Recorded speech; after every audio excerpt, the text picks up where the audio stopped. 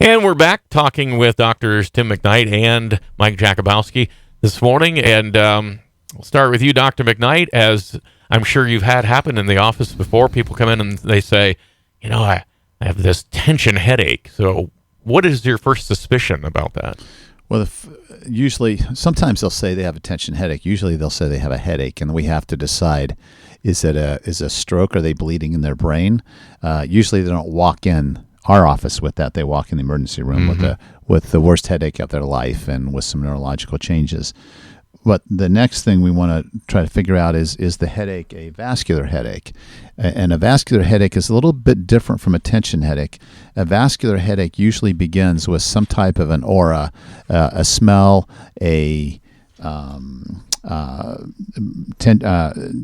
sensitivity to bright lights, and often some nausea.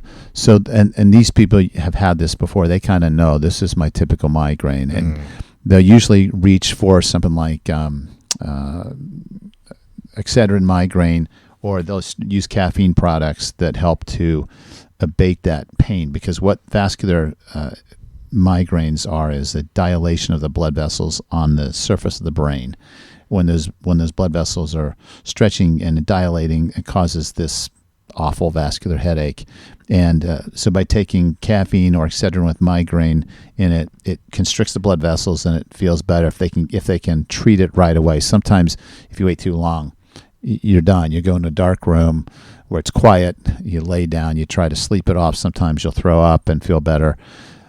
That's a vascular migraine. Probably half of migraines are vascular, but the other half are tension headaches. And so we see these tension headaches really commonly in the office. And the history usually is a head down posture, tension, usually in the back of the neck, kind of going up like a strip right over the front, the top of the head to the front.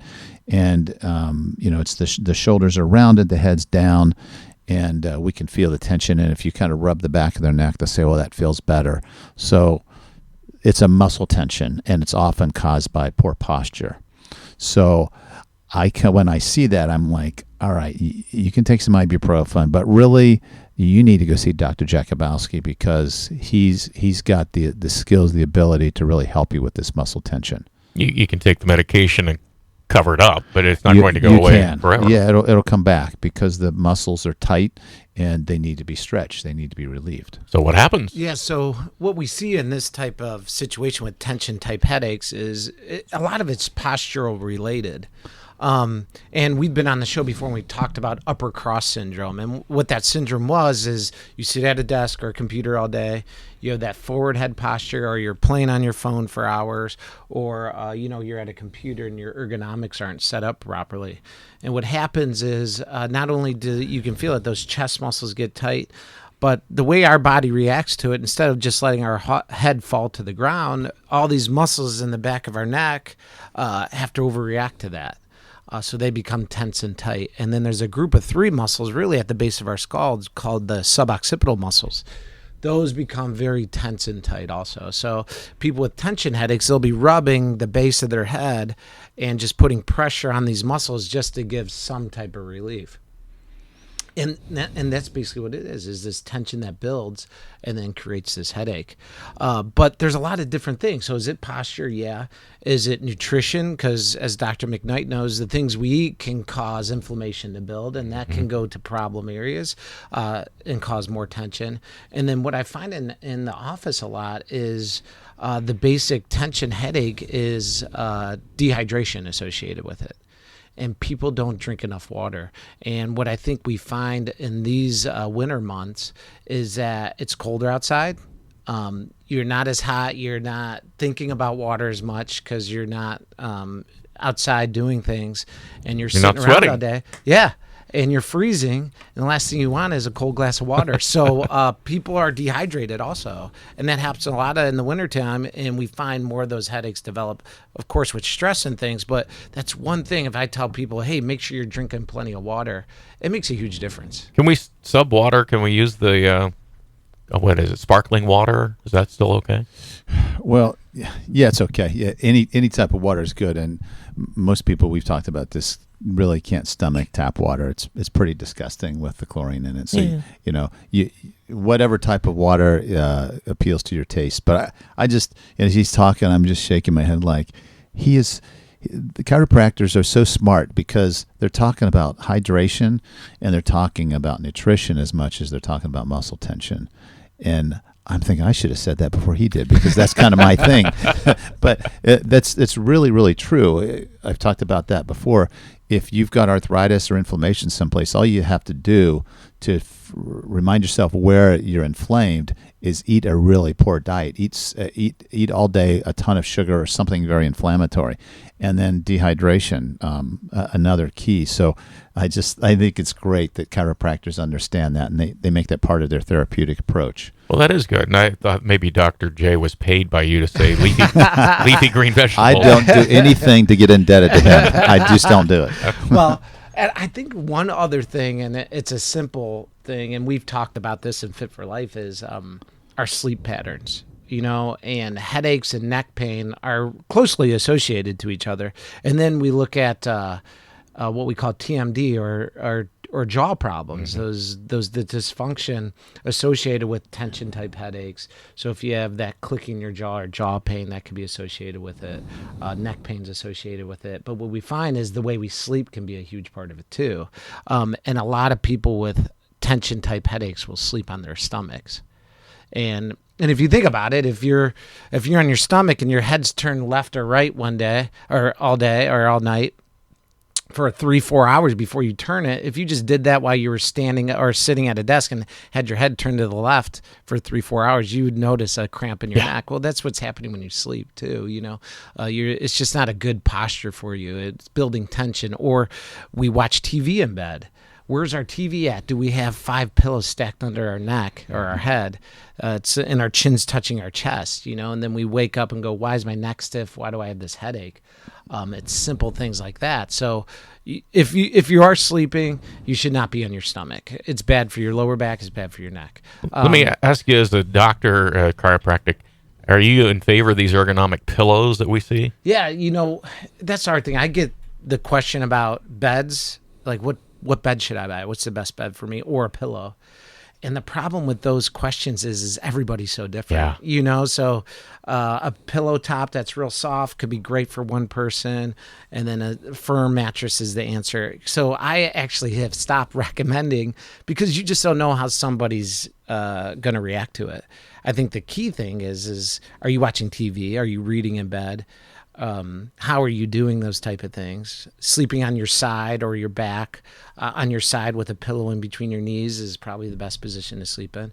And then on your back too, maybe put a pillow underneath your knees and not fall asleep watching TV with 3 pillows underneath your neck.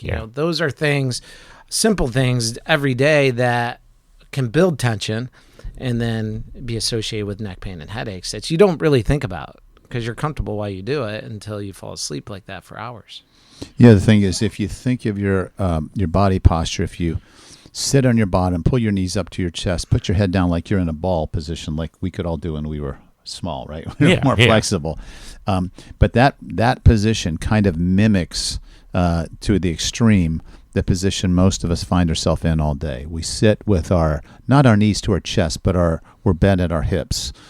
We have our head down. We have our arms forward, almost like we're trying to grab our knees and put our head down. And that pulls, as he said, it pulls the shoulders forward, puts tension on the upper shoulder muscles, the trapezius muscle.